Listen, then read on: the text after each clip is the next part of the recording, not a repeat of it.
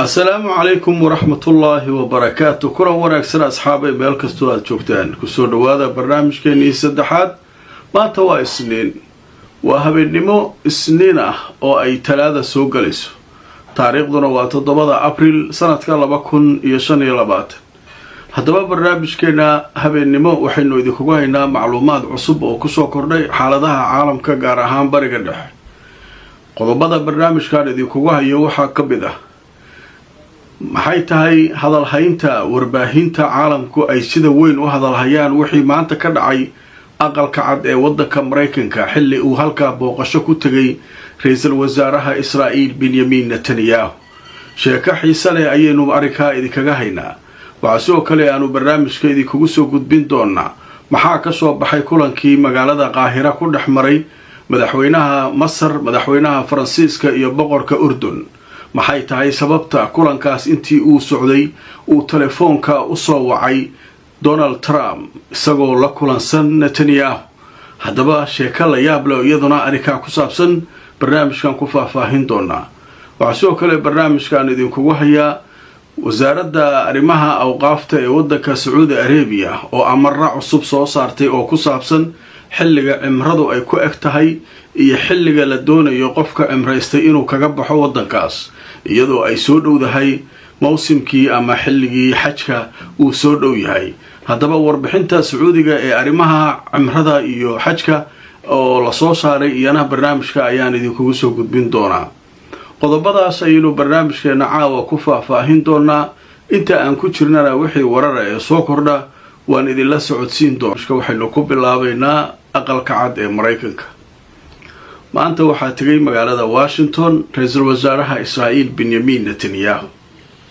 Netanyahu intii aanu aqalka cad u gudbin wuxuu la kulmay ergeyga Trump u qaabilsan arrimaha bariga dhexe ninka la yiraahdo Witkoff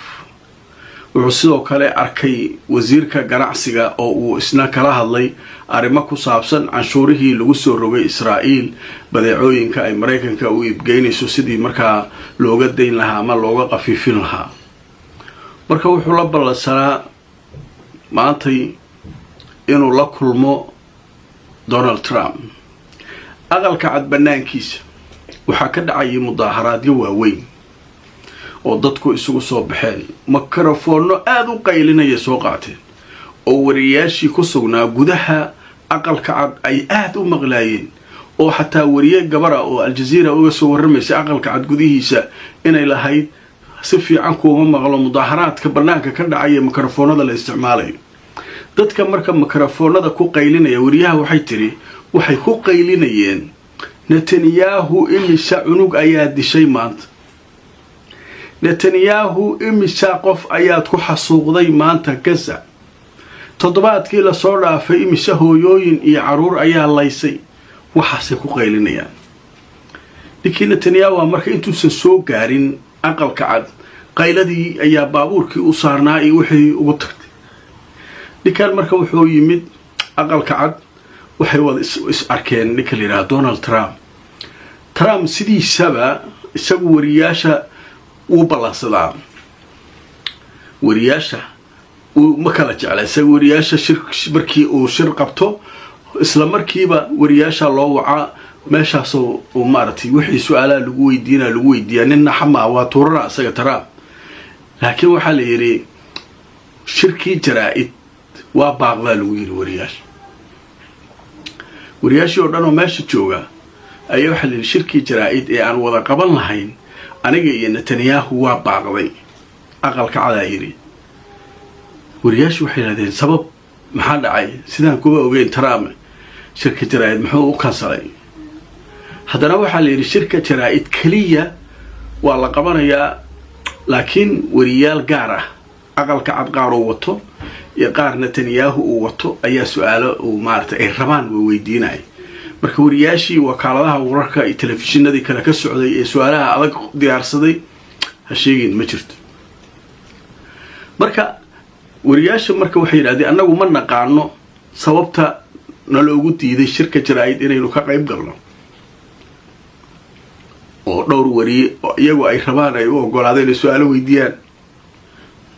shirkii jaraa'id weynaa sababta loo kansalay hal mid u malaynayna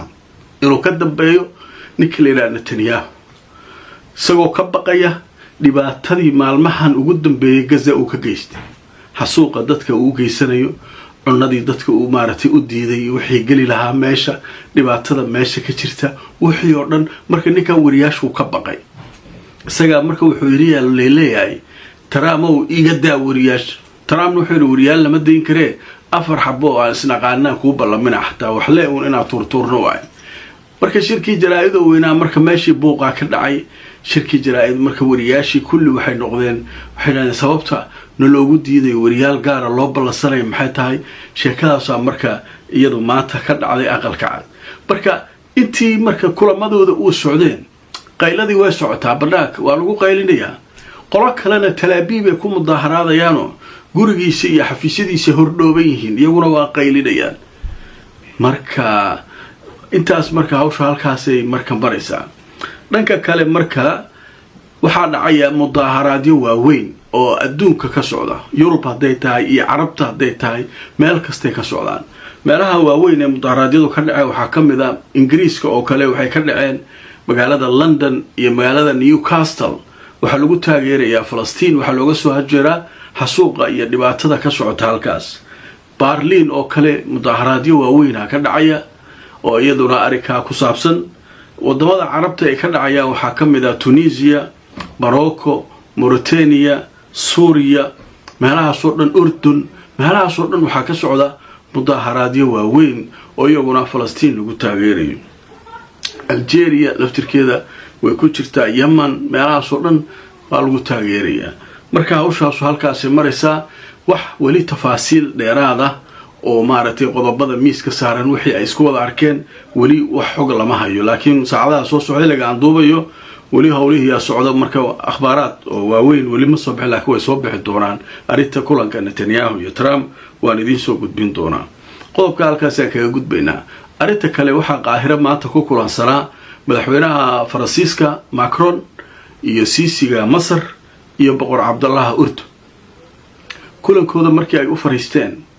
ayaa telefoon aan hore loo sii sheegin waxa soo galay ninka la yiraahdo Donald Trump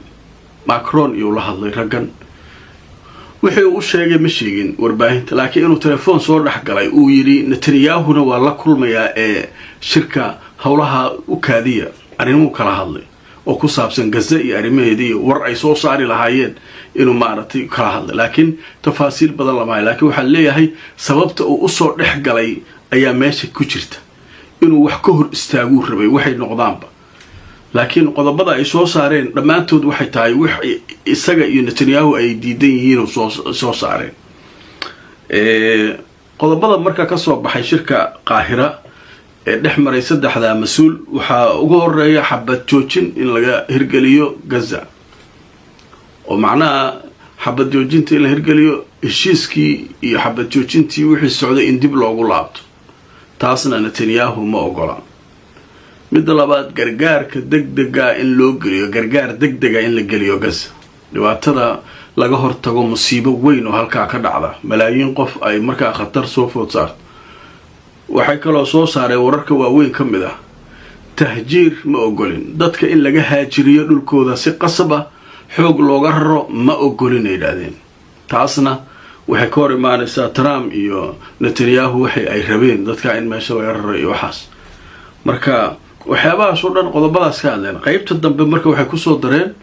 waa in maaragtay systemka ama nidaamka jira Gaza wax laga qabtaa oo laga bedelaa oo amniga iyo waxa dhan maaragtay la sameeyaa oo ay hoos tagaan maamulka Falastiiniyiinta maamul marka la shaqeynaya meesha laga sameeyaa maadaama Israa'iil ay taagan tahay inta Hamas ay meesha joogto annagu dagaal ma dhaafayno ama way isdhiibayaan ama waa kaas marka in maamul ka duwan midka Hamas meesha laga sameeyo ayay soo saareen qodobadaas soo saareen marka qodobka isaguna halkaasaan kaga gudbaynaa oo marka marxaladaas ayuu marayaa sheekada ugu dambaysa barnaamijkeena caawa qodobada aan idinku hayo waxay tahay Saudi Arabia oo arin maaragtay ku saabsan cimrada iyo xajka war weyn ka soo saaray saacado yar ka hor ugu dambaysa barnaamijkeena ku jirnaa qaybta waxaanu ku faahfaahinaynaa wasaaradda awqaafta ee Sacuudi Arabiya oo goordhow war soo saartay weyn oo ku saabsan cimrada iyo xajka iyo arrimaha ku saabsan. haddaba jariirada la yiraahdo Asharqul Awsat ayaa waxay leedahay wasaaradda awqaaftu waxay tiri cimro loo tago Sacuudiga waxa ugu dambaysa 13 bisha oo axadda soo socota ah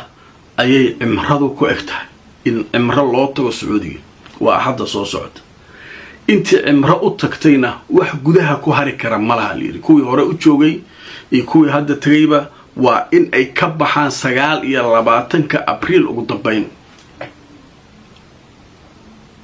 macnaha intii hore u joogtay ama Ramadaankii ha tageen ama waqti kale ha tageen waa beeshooda soo ma joogin